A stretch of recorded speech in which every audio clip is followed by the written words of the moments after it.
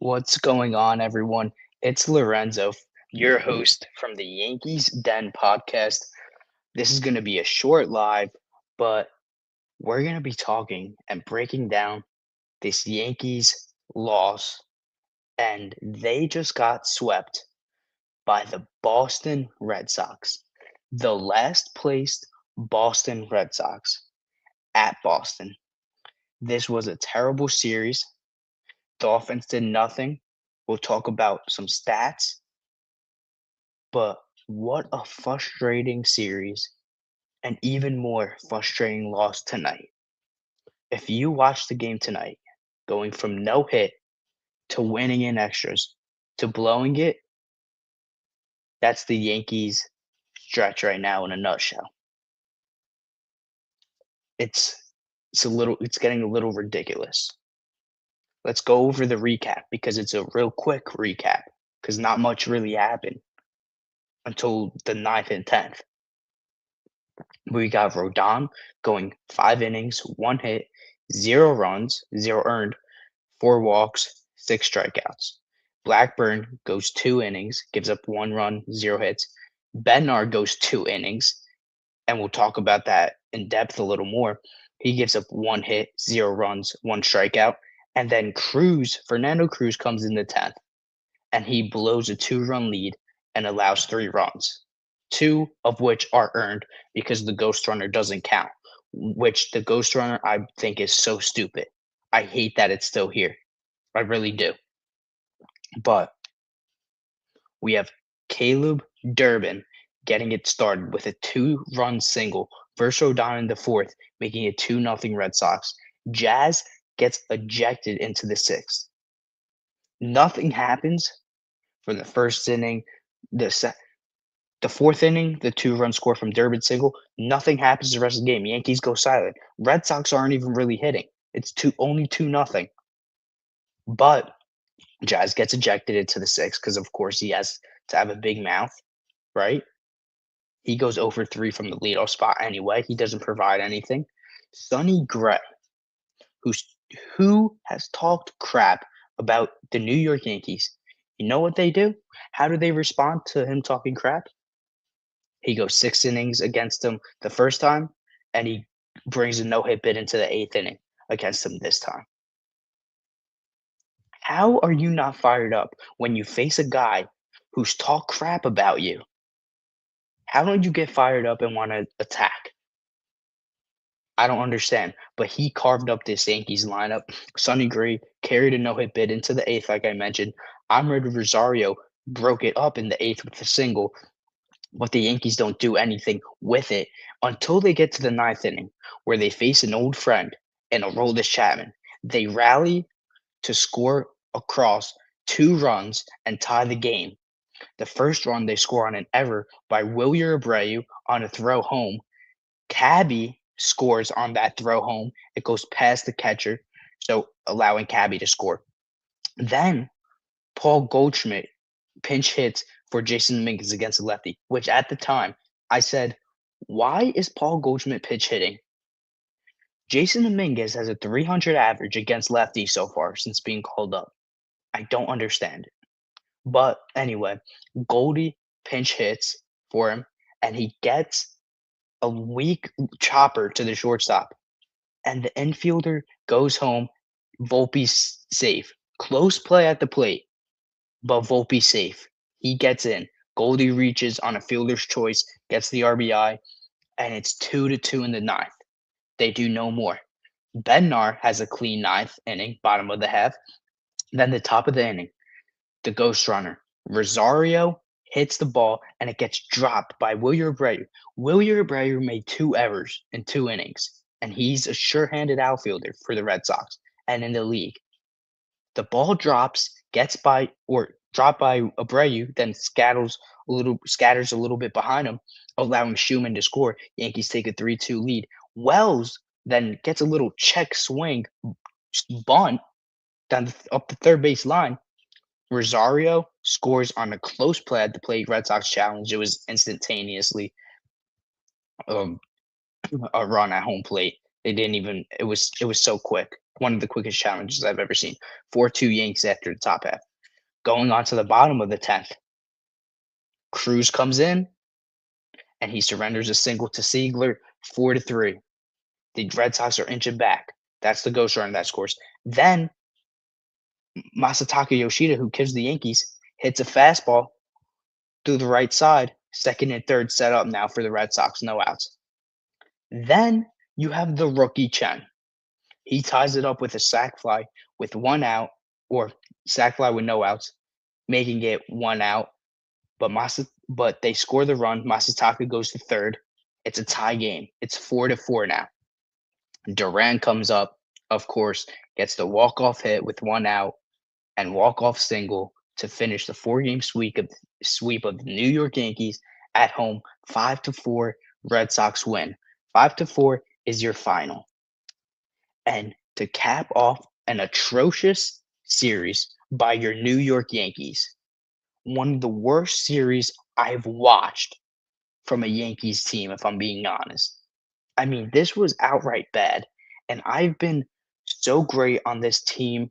I've been praising them a lot, valuing them so high, saying that they're very good and very talented. They are. No one could have thought that they were going to stay hot with all these players injured, or even when players are healthy, they're not going to stay hot for 162. It's just not going to happen. No team does it. They're going to hit these cold stretches, healthy and not healthy. But they have to limit it. I have to see them limit it.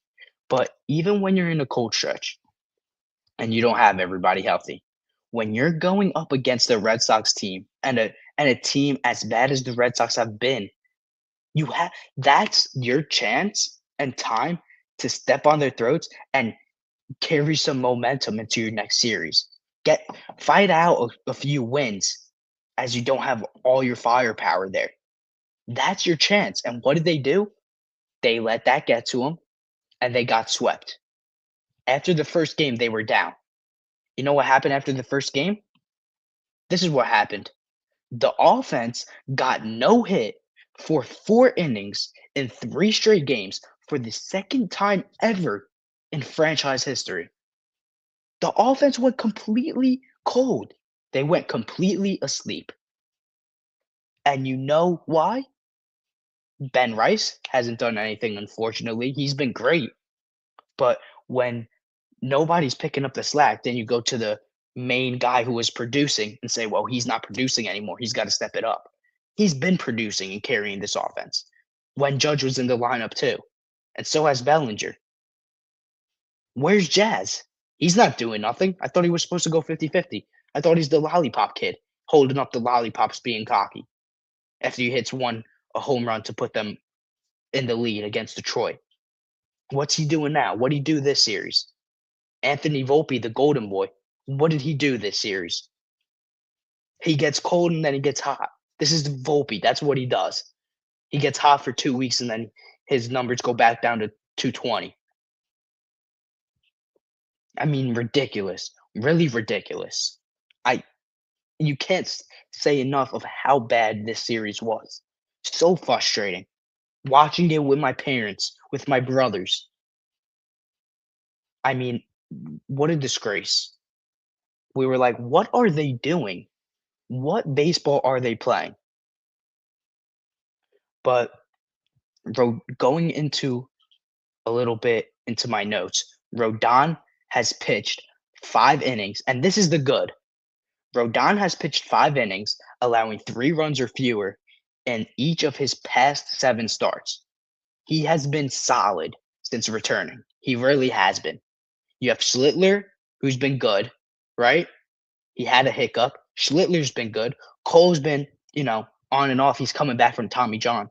Rodon's been solid, like I just mentioned. Will Warren hasn't been good.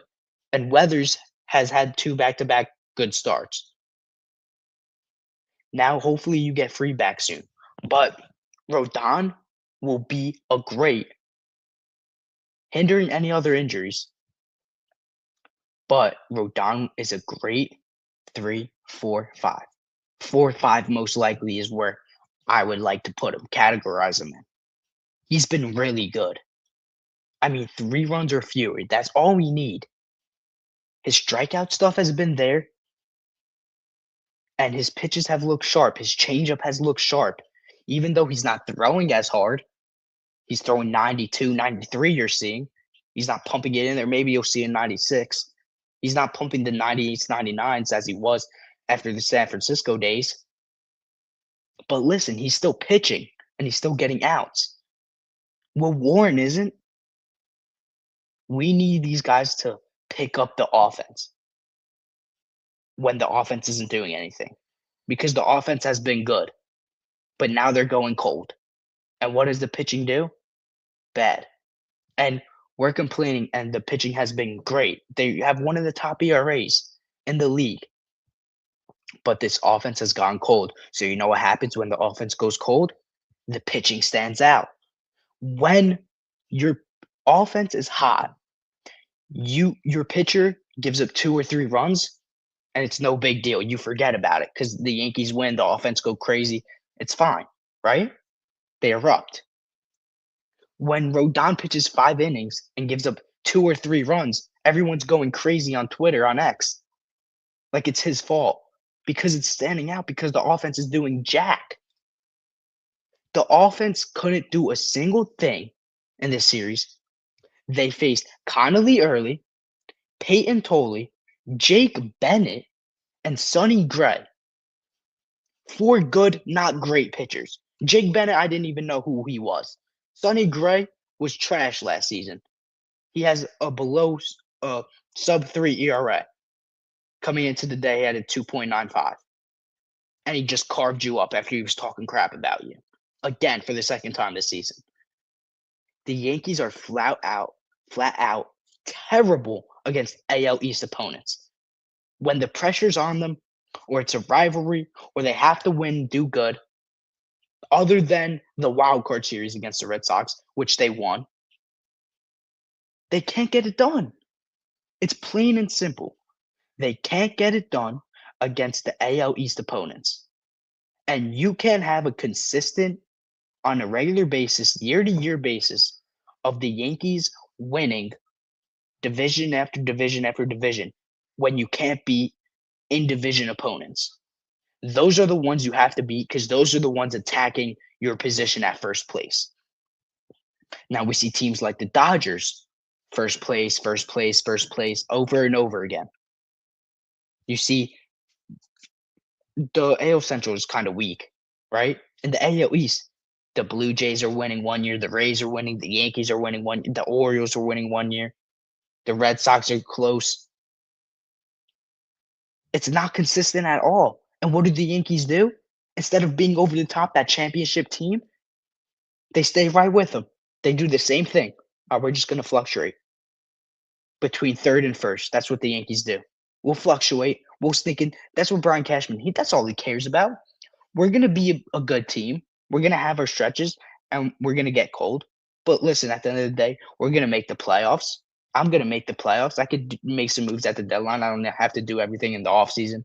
I'll just make some moves, get to the deadline, maybe make some more moves if I need, and then coast into the playoffs. We'll make the playoffs whether we're in first place or third place. We'll sneak into the wild card, maybe get into the division series and then lose. But hey, we could say we make the playoffs every year.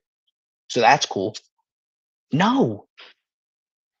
The Yankees have to be worried about making the playoffs and losing all the time in the playoffs and choking. It's ridiculous. It really is. And we got a comment, Sal, from Sal Fiorello 5415.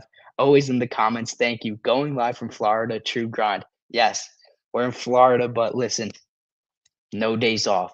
I got to post for you guys. I got to stay in tune. You guys are, my family. I like for you guys to be comfortable, talk, comment all you want, pop you up on the screen. Let's have some conversations. Let's be a family, you know? I'm here for you guys. So every night I will be trying my best, no matter where I am, what the circumstances is, to be going live, get out a short. Last night I put out a short, get out a short, put up a video. I put up a video earlier today. Go check that out if you haven't. Like, subscribe, Tell your friends about it. Help grow this channel for me, please.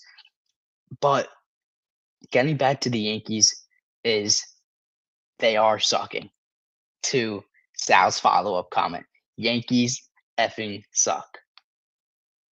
They are sucking right now. Listen, you can't sugarcoat it any other way. The Yankees are playing flat out terrible baseball. It's atrocious, but this is what they do. And we don't have Jimmy here tonight, but Jimmy, listen, he's funny and all. He crashes out, he's high on the Yankees when they're good, when they're bad, he's like he gets mad and all upset and stuff like that. But you got to ride with the team through thick, thin, no matter what happens. This is the New York Yankees. They're going to play insane. And this year has been different. You can't lie to yourself and say it hasn't. It has been because they've limited these stretches from happening, right? But they haven't done a good enough job that a World Series team would do. They're not there yet. They can very well be. They get a catcher and they fix the bullpen. They're a World Series team, in my opinion. They just do those two things. They fix up the bullpen, get a catcher. They're instantly World Series team. Definitely win the AL. 100%. The AL is weak. If you don't win this year, then I was wrong and they're not a great team or a good team. Then you make those moves, you could compete in the World Series. But if you don't make those moves and you sneak into the World Series like you did in 2024, you're not winning. You're getting smacked around like you did in 24 against the Dodgers. We have a comment from Chris D, 1924. Lorenzo the Legend. What's up, Chris? How are you? Let's go. Yep. Thank you for tuning in. Again, I love it. Thank you guys for the support.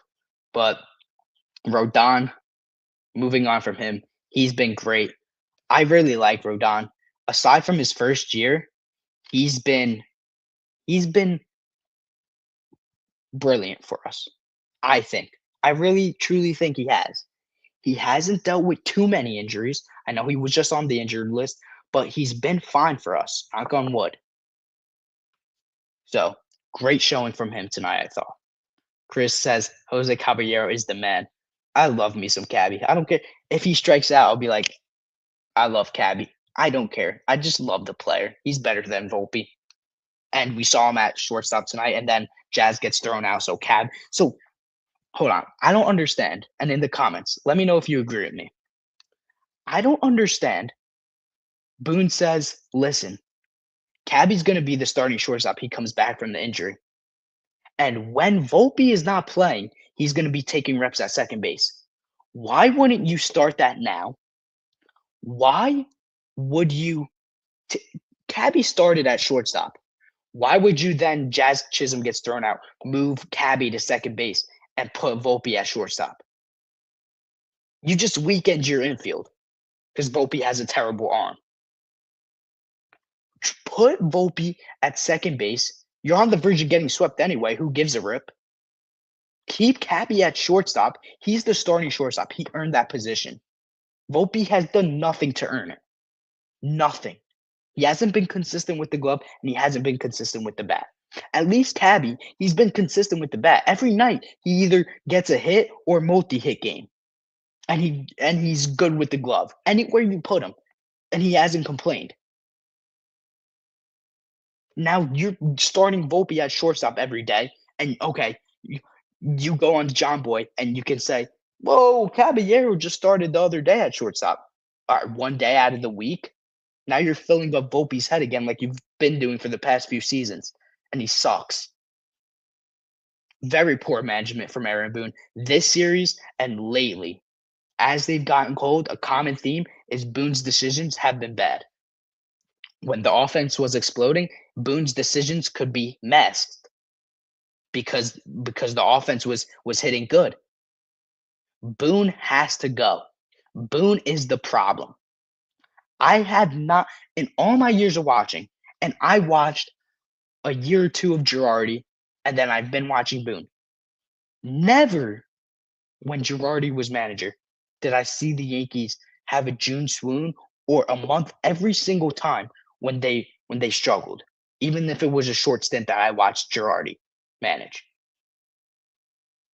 Aaron Boone, every single year, the summer comes around, it's the same BS year after year, and they're just like, oh, well, we this happens, but then we'll get hot.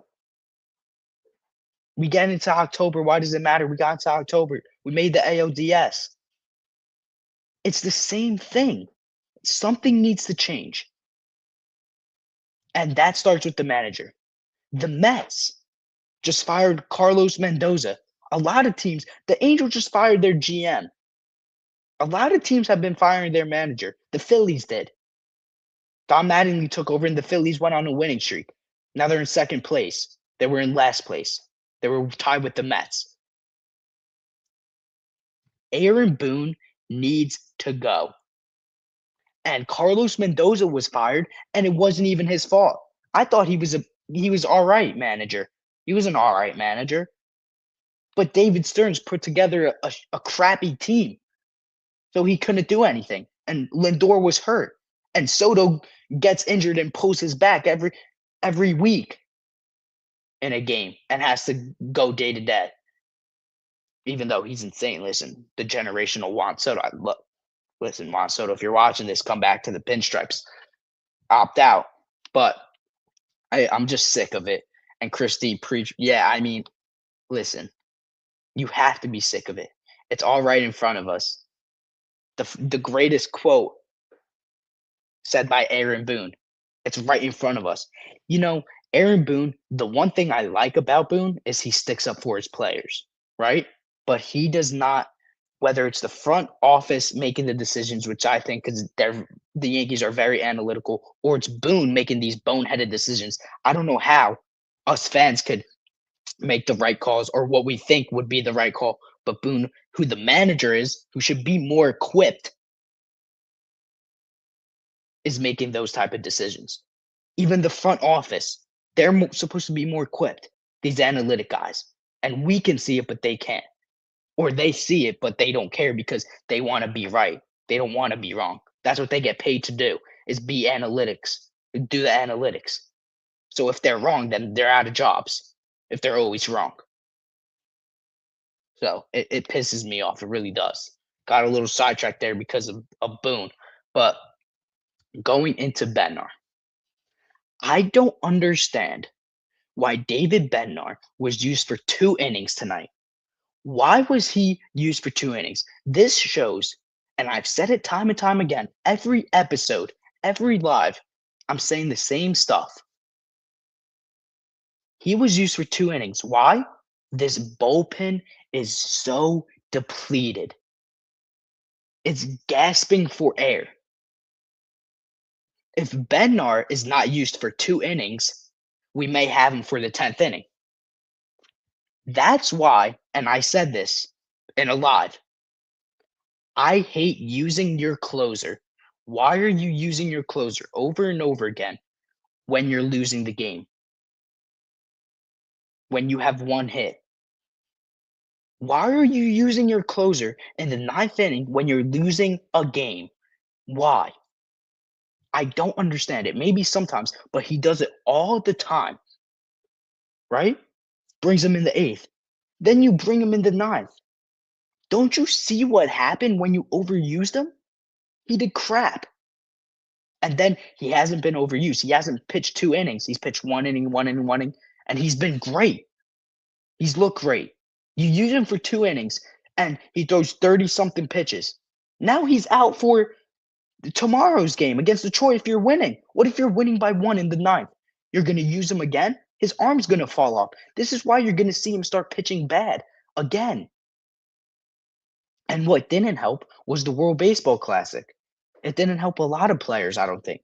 We see a lot of players that were in the World Baseball Classic struggling. And we saw this the last World Baseball Classic.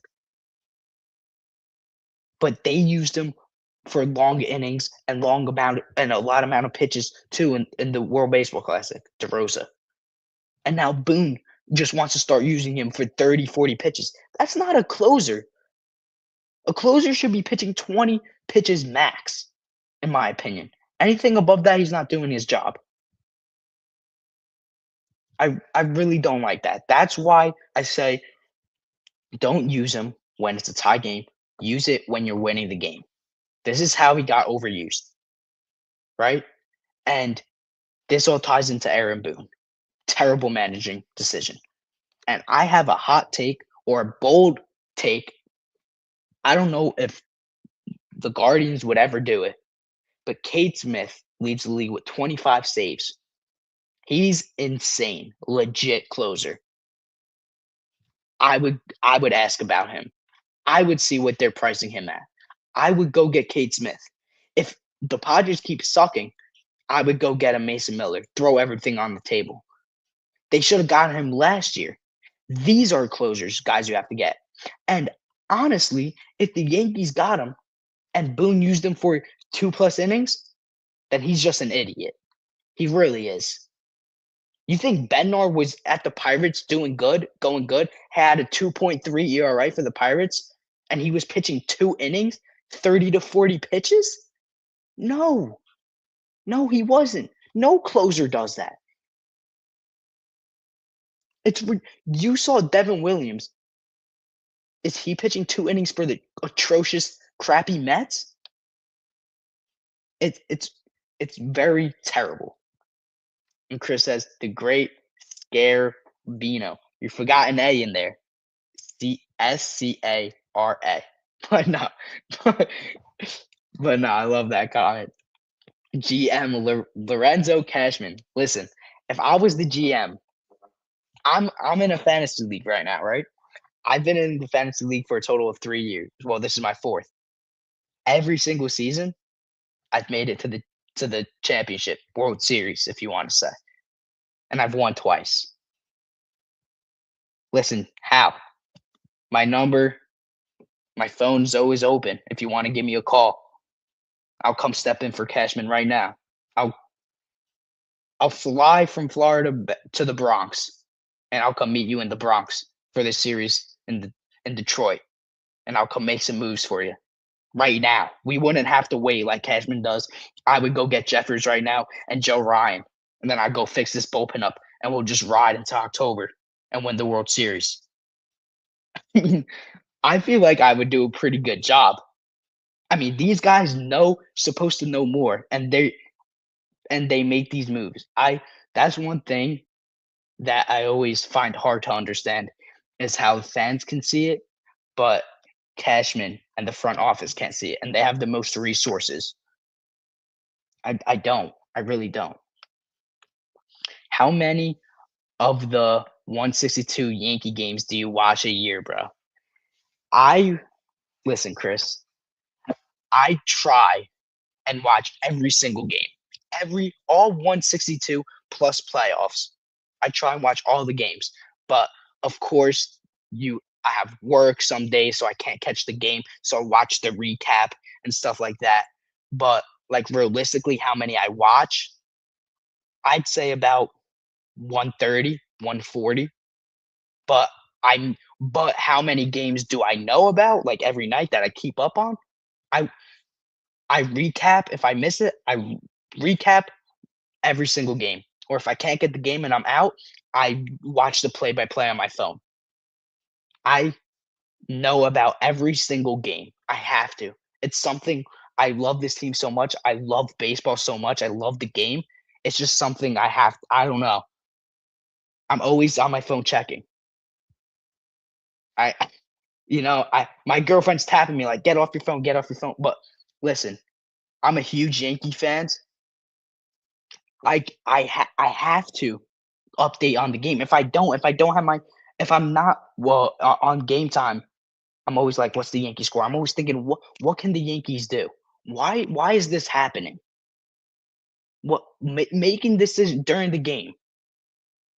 I don't understand. I'm always thinking about the Yankees. I love the Yankees. I always will. And this is why I started this podcast. So you guys could see how much I love the Yankees and feel and hear the realness. I keep it real. I'm not like some of these podcasts that sugarcoat it and like to beat around the bush. No, I'm going to say what needs to be said and what needs to be fixed. and what needs to stay. Chris says, I need Lorenzo running the Yanks. And he follows up, I can feel the power of the pinstripes pouring out of you and Jimmy. Yes. Listen, get me get me in the dugout with these players. Let me have a pep talk with these guys. Let me go to shortstop. I was a shortstop and I'm now a second baseman. Let me go to shortstop and show Volpe how to field a ball, how to throw a ball. I probably throw it harder. Let me show him how to throw the ball a little bit. Get some pepper it over there. But nah. And another comment, Cecile says, always watching the games, no matter what. That's right. I'm sorry, but listen, not sorry. I'm watching the games no matter what. I'm out. I'm always looking for the games. Right now, I'm here in Florida, always checking my phone game time. If I'm out to eat, looking if there's a TV that has a game. If there's not, I'm at dinner trying to, I don't want to be disrespectful, have my phone on the table. Obviously, I'm eating dinner with my family. I'm out with my family. I'm going to enjoy my vacation. But I'm always like trying to look at my lap, have my phone and the Yankee game play by play, and I'm always trying to check up. So I really do love this team and love talking about them. Thanks for, appreciating the the passion that's coming out of me. But Chris says LMAO, Lorenzo in the dugout with Volpe. Listen, he's an Italian. So, I have nothing wrong with him. I'm sure he's a great dude. But when you're playing for the Yankees, this is what's going to be. The stakes are going to be high. The lights are going to be the brightest. You're going to get criticized the most. You play for these big markets, the Yankees, the Dodgers. But the Yankees the most. I mean, Kyle Tucker's playing crappy for the Dodgers, and they're not even saying anything. They don't even care. But this is what happens when you're with the Yankees, and you got to be able to take it. You got to be made for it. What are you doing in Florida, bro? Where are you? I'm by Universal. That's what we're doing. I'm with my family, having a nice trip in Universal Studios. Go-to place. It's a great spot. But let's get on with our notes. We have a few more things to talk about. Why was Cruz throwing a lot of fastballs? That's something I want to touch on. Why was he throwing a lot of fastballs, right? But also maybe, and we'll get to it, they were getting roped, right? But also his splitter was hanging. He did not have good stuff, anything today. My thing is, I was thinking watching the game, I caught a little bit of the end of the game. I was like, why is he throwing fastballs and not sticking with his bread and butter? And then it clicked. I'm like, maybe how they're warming up these pitchers in the bullpen and they don't feel they have that pitch. Maybe Cruz didn't feel in the bullpen he didn't have the splitter. So he's like, maybe they'll be off of the splitter, right? They're always sitting on the splitter. So let me come in hot with all fastballs. They're on. My splitter's not really on. So let me come in and start throwing fastballs. And then they were getting rocked too. I mean, they're major league hitters. They're sitting on fastball. And then his splitters were right over the plate. They weren't dipping a lot. They were right over the heart of the plate. I mean, that pitch to Duran, right over the middle. So, I mean, that's why when people say Cruz has been insane, he's been great, phenomenal. Love his energy, love everything about him, what he's done for the Yankees this year and last year. But that's why they won't promote him to closer if Bednar's struggling. Excuse me. Is because he gives up walk and his control sometimes isn't there. But if Bednar wasn't used for 2 innings, you might have had him. But listen, Blackburn, Bednar were good. Rodon was good. Cruz blew the game. Unfortunately, it had to happen. And I was texting my cousin, actually. And I was like, this is ridiculous. This is insane. Tie game. And I was like, watch them blow it. That's the Yankee way. I called it. And I texted him after. I said, what did I say? I told you it was going to happen. That's just what that's the Yankees cold streak in a nutshell every year. But This bullpen is very shallow. They need to make trades before the deadline, even though they won't. They need to. And Cashman needs to see this because you need to.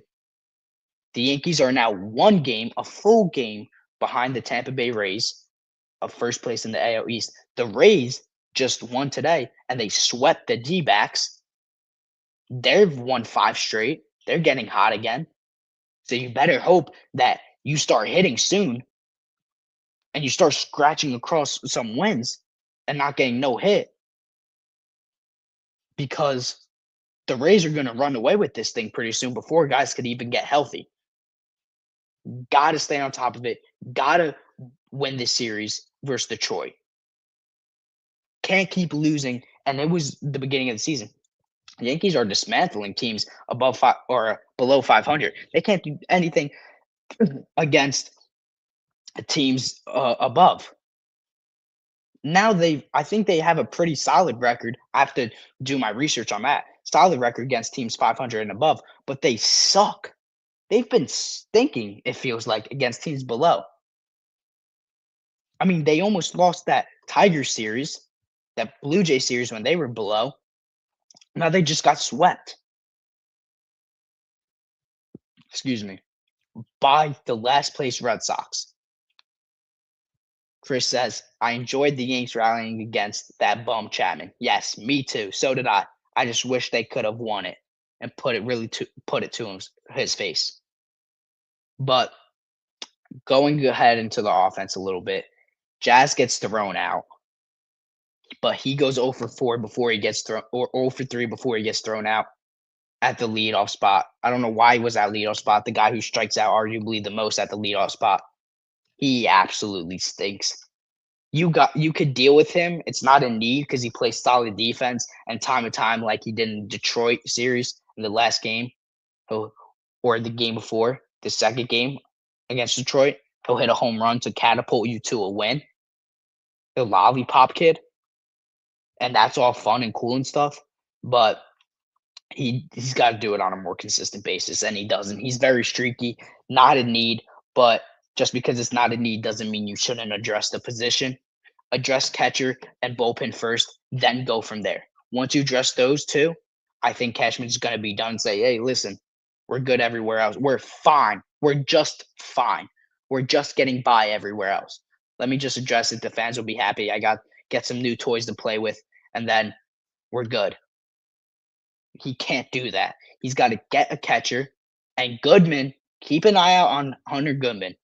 He's been going crazy lately at away games, hitting home runs like crazy, and he's doing it in away games outside of core. He might be a fun player, 26 years old, and he has years. Jeffers is a free agent after this season, bearing the lockout, but he's still a free agent. Address catcher, address bullpen, get another starter, or if available, get an Ariz or Matt Chapman to get another bat. Don't just get a catcher and Jeffers or Goodman or Rutschman or Dingler.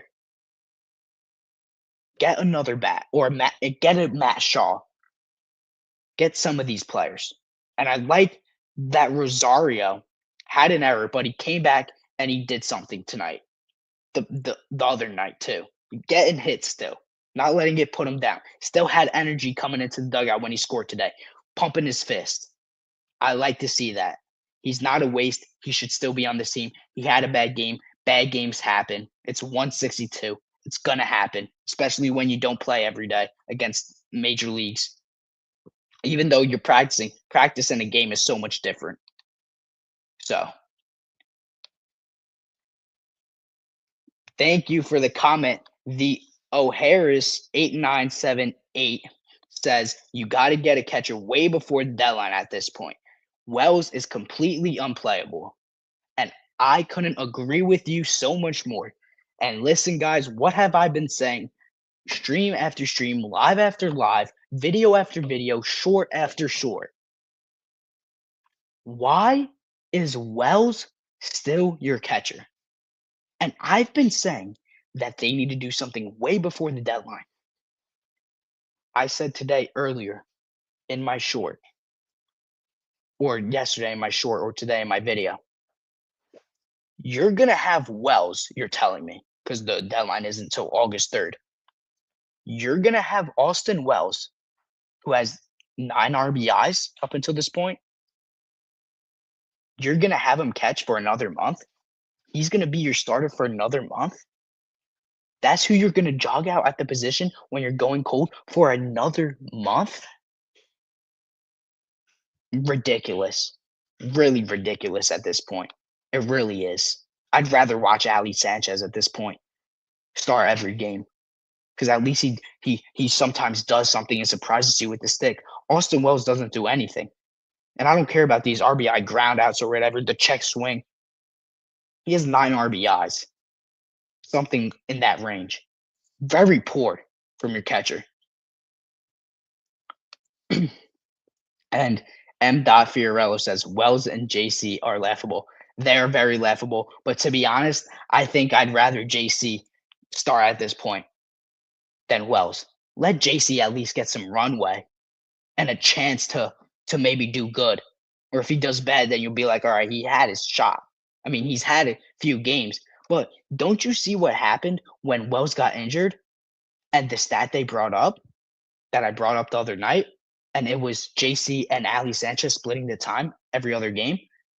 The catching position in that short 12 game span was batting 300, getting RBIs, producing, doing something from that catcher position. I mean, and then to bring back Wells and bring him up, why not do what you did with Volpe and kept him down in AAA? The catchers were doing something. You used JC Escar like a freaking towel, just throwing him around, going up, going down, going up, going down every other day. Ridiculous. And like you said, horrendous. And Celia, I hope I'm saying that right. Thank you for the comment. Says, hey, y'all, I'm new to this channel. Thank you for coming on this channel and commenting. Make sure you like, subscribe, share. But thank you so much. I appreciate it. I'm new to this channel, but I don't even think Jeffers is enough. They need more contact bats in that lineup. They have too many inconsistent hitters. Now, you are nailed it on the head, 100% right. Jeffers, and that's why I say you get Jeffers, you get Goodman, whichever catcher is an upgrade, right? You get whatever catcher, you're instantly better. You fix the bullpen, instantly better.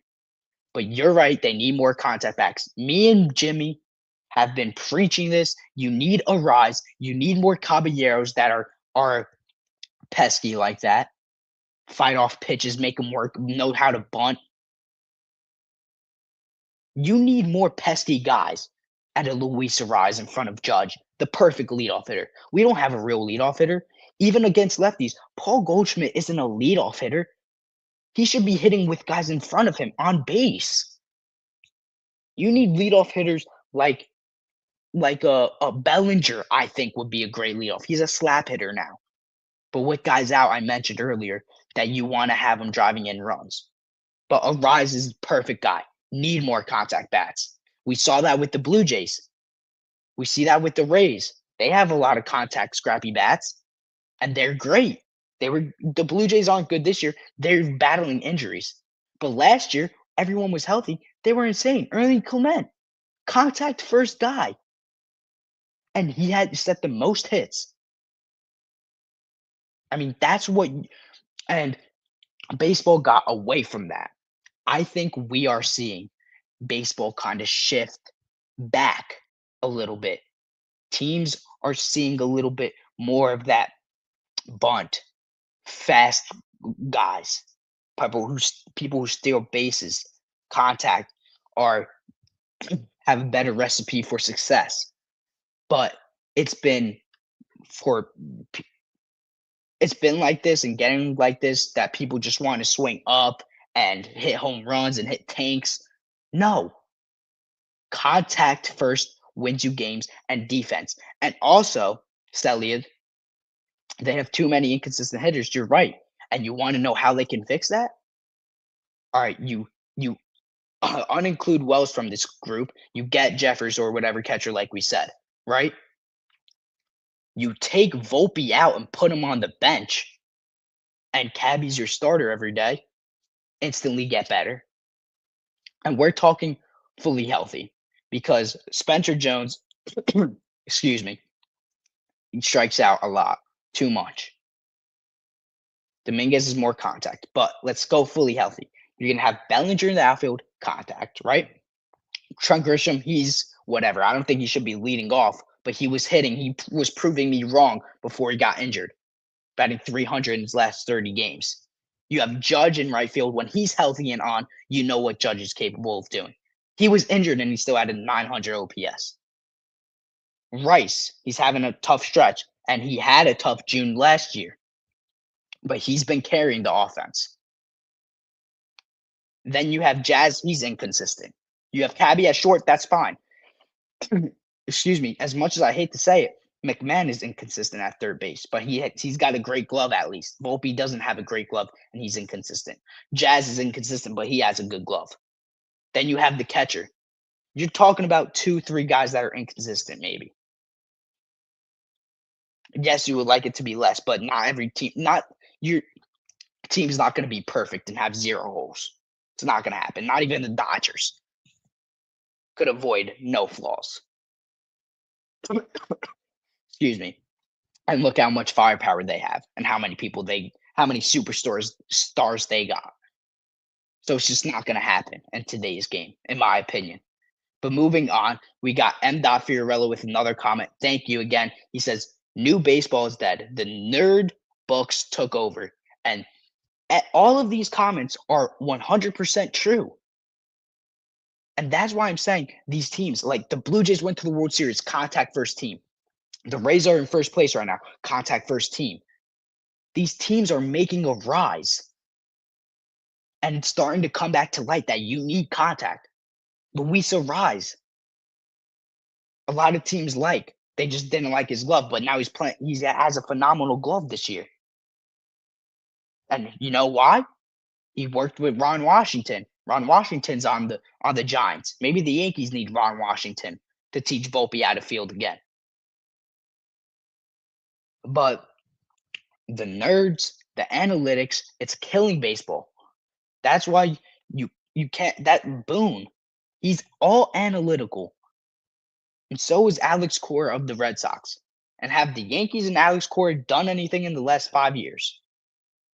No. They've done nothing. The Red Sox didn't win, haven't won since 2018, if I'm not mistaken. New baseball, it's annoying. I really dislike it. I really do. I love the contact bats. I always will. I love the defense first. I always will. Power bats are too streaky. Contact bats, you put the ball in play, things happen. They're not as streaky because if you put the ball in play, and we're seeing Chandler Simpson take a little bit of a dip, but he's quick, he can make things happen. When you are contact first and you're always putting the ball in play, stuff can happen. That's what you need. Healing men's hearts. Thanks for the comment. Thanks for being here late at night. Says Boone admitted what's going on with the Yankees is a sickness. Boone grinned like a sociopath as he said this. I actually did not see this. This must have been after the game tonight.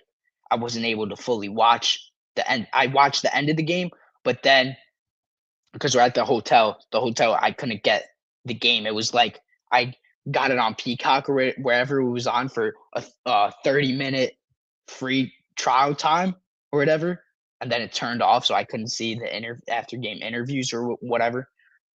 But he knows what's going on. There's no way he doesn't. And so does the front office. They just don't want to be wrong. They just hate being wrong. It's really ridiculous, healing men's hearts. It really is. And we got the O. Harris. Thank you again for the comment. Grew up in the late 2000s and early 2010s. Sure, they only had the title during that time, but they had great contact guys up and down the lineup. and were fun to watch. This team ain't close to that. And listen, I wasn't like I grew up in I was born 2007, right? I'm 19, just turned 19. So yes, I was alive. I was 2 years old when the Yankees won their first, when not their first title since I've been alive in 2009. But I was saying, and me and Jimmy said, this team was the deepest since 2009. Now, what we're really saying is he's been alive, obviously he's a little older than me, but for me, this is the deepest team I've seen since I've been watching 2015 to 2016. The deepest team. Now, the 2009 team, the teams after that, before that, unquestionably, undoubtedly, I just sorry that I keep coughing. My throat's a little parched. I don't have water right by me right now. But I've seen the lineups. I've seen the tapes. I've watched the games. I've tried to see what everyone's talking about, right? The team that I love, I've tried to see how they were when they were great. The greatest team in baseball history, the 27 World Series championships. What were these teams made of? You saw Jeter clutch. A-Rod did it in the regular season. He had a tough time in the playoffs, but he got it done one playoff and they won. They had guys. Don Mattingly, Willie Randolph, Bernie Williams, Reggie Jackson, Mr. October. They had multiple guys that stepped up when you needed them most. They stepped up. You had Jorge Posada. I see a comment right now. Matsui. You had these heroes all stacked up on the team. And when was this? When George Steinbrenner was alive. It's gotten to Hal, and he does not care. I don't know how you can be the son of George Steinbrenner after how he was and be content with this. Sorry again, excuse me, but I don't understand it. The urge, and I see another comment saying Cano. Cano was so smooth. The highlights, second base, his swing, had power, put the ball in play, made things happen. Sensational. But Healing Men's Heart says his post game presser, Boone said this. Yeah, I didn't catch that, but thank you for pointing that out to me. I appreciate that. And M. Fiorello says, Matsui, man, legendary run. What a time to be alive. I bet. Listen, I hope I see multiple Yankees championships, at least one in my lifetime. And I need to see players like this. I want to see teams like this. I really do. Now we have the O'Haras with another comment saying, Cano did it at all times too. One of a personal favorites. It's said that he had to leave and go to Seattle. He got more money. But he was a great Yankee. He really was. I got some water now with me. Sorry, my throat is a little parched. But yes, I mean, Cano was great. You couldn't go wrong with that team. With any of those teams. The team that three-peated. Any guy you picked, you went up and down the lineup. You pick. Pick your poison. Oh, you want a Jeter? Oh, you want A-Rod? You want Posada? You want Mattingly? You want Randolph? You want Williams? You want Jackson? Mr. October? Pick your poison. Oh, a pitcher? You want Andy Pettit up? You want Clemens? I mean, it's astronomical the difference. The Yankees used to be built on championships. Now they're just built for October and to lose and disappoint you every year. This team needs to get back to being great. The teams don't respect them anymore. But you see what the Dodgers said about them. and 24 in the World Series. Let them beat the Yankees are gonna beat themselves. Put the ball in play, it's gonna happen. I mean, seriously. They beat themselves. They don't respect you. It needs to change. It does. And Fiorello says, Canoa's a beast and he never actually tried. Sorry, excuse me. Imagine if he gave a crap. LMAO. Yeah, I mean, I I see the videos, the TikToks, the shorts, the Instagram reels of Cano diving and sliding, how smooth he was throwing off of one knee, one leg just like underneath the glove, just throwing it. I mean, he looked great. I wish I could have watched some of these guys on the Yankees. I wish I could have watched, excuse me, A-Rod play. I wish I could have watched Jeter, Matsui, Reggie Jackson, Don Mattingly, all these guys. But what I can do is go back, look at what was, analyze what was with my own eyes, not analytics, because they didn't have analytics back then, and the Yankees were the best when they didn't have them. I can analyze and have a real conversation and be like, the Yankees, they're they might never be that good again in my lifetime at least. And I hope I'm wrong because I want to see them be good. You don't even have to in today's game. You don't have to be that good.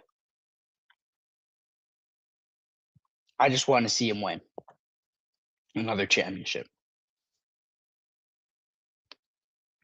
Now, Healing Men's Heart says, Hal is 55 and Cashman is 58. You won't be seeing a championship anytime soon, Lorenzo. I was blessed to see the Jeter era. Yes, you were blessed. And yes, sorry, again, but yes, you're probably right. Hal's 55, he's not going anywhere. Cashman's 58, he's probably not going anywhere. You hear guys say, Michael K. I love listening to Michael K. But sometimes he's a little biased. Well, you fire Cashman, there's going to be multiple teams calling for him. Cashman's a top GM in the game. I mean, it's ridiculous at this point. He hasn't done anything for us. Really. Thank you for the comment, Healing Men's Hearts. Theo Harris again. Different sport, but imagine they had the Knicks mentality. Exactly. Exactly. Hold on. Excuse me there. But listen, the Knicks won this year, right? What did they have?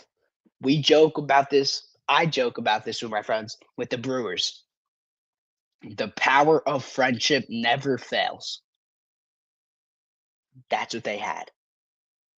They didn't have the best players in the league. They had Jalen Brunson. He's insane, ridiculous, clutch, so clutch, the king of New York. But the chemistry, the bond, they all fell on each other, believed in each other, and that's how they won. And they had heart, never gave up, coming back the largest lead in NBA Finals. Excuse me. That's what the Yankees need to do. And how don't you get fired up if you're the Yankees? The Knicks just won. Let's go win it. Let's get fired up and go win it. Bring 2 titles to New York in 1 year. M. Fiorello says Raul Ibanez in 2012. OMG, what a run. Yeah, I didn't get to see Ibanez play, obviously, but saw, heard, people always talk about him. How about that run? I got to see it. I'm glad I get to witness Aaron Judge and his great years. Hopefully his great years aren't behind him. I'm glad I got to witness a season of the generational Soto play for the Yankees. Different times. Sorry. But we talked about the offense, talked about the pitching, talked about what needs to happen, what we got to get back to, the non analytical times, more contact heavy, the old Yankees, Aaron Boone, Hal, Brian Cashman. We covered all of it today. Sorry again, but we covered everything. Thank you for all the comments and support. I appreciate it. If you're with me at this point, like, subscribe, like I've mentioned. Got sidetracked. I love the conversations. Keep them coming in. I'll talk about anything from the Yankees. I don't care where it leads. Let's end this with a series preview and matchup for tomorrow. We have the Detroit Tigers, 3 games in the Bronx. Then we have the Twins. We have tomorrow night Ryan Weathers back on the bump. Can he build off of his 2 excellent starts, going 6 innings, 1 run? Then we're facing right-hander Casey Mize. We did good against him. We were decent against him the last time in Detroit. Got to capitalize, break out of this funk. 4-game losing streak. Break out of this funk. You're facing Mize, Schoolbull, and Troy Melton. We got Weathers tomorrow, Schlittler Tuesday, and Warren Wednesday. Tomorrow's game is at 7:05. It's on, yes, 7:05 Eastern time. Weathers versus Mize. Facing a righty. Look to see Jones in there, hopefully. But got to come back and win this series. Show me something. Break out. Stop the cold streak again. M. Fiorello. Lorenzo, you good over there, LOL? No, I don't know what's going on. I was perfectly fine. I think I'm just talking and getting so animated and pouring out all my Yankee pride that my throat is getting parched and it's just like I don't know.